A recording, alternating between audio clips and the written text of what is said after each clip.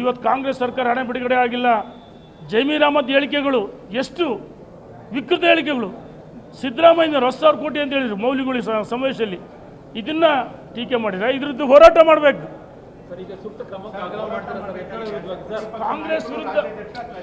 ಕಾಂಗ್ರೆಸ್ ವಿರುದ್ಧ ರಾಜ್ಯದ ಅಧ್ಯಕ್ಷರ ಕೈ ಜೋಡಿಸಿ ಅವರ ಜೊತೆಗಿದ್ದು ನಾವು ಹೋರಾಟ ಮಾಡಬೇಕು.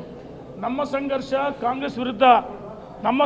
ಕಾಂಗ್ರೆಸ್ ವಿರುದ್ಧ ಹೋರಾಟವಿನ ಈ ರೀತಿ ದಿನಕ್ಕೊಂದು ಹೇಳಿಕೆ ಕೊಟ್ಟರೆ ಎಲ್ಲ ಒಂದು ಕಡೆ ಕಾಂಗ್ರೆಸ್ಸಿನ ಫಲಾನುಭವಿಯಾಗಿ ಕಾಂಗ್ರೆಸ್ ಏಜೆಂಟರ ಮಾತಾಡ್ತಿದ್ದಾರೆ. ಇದು ಸರಿಯಲ್ಲ ಅಂತೇಳಿ ಎಚ್ಚರಿಕೆಯನ್ನು ಕೊಡ್ತಾ ಇದ್ದೀನಿ ನಾನು. ಎಸ್,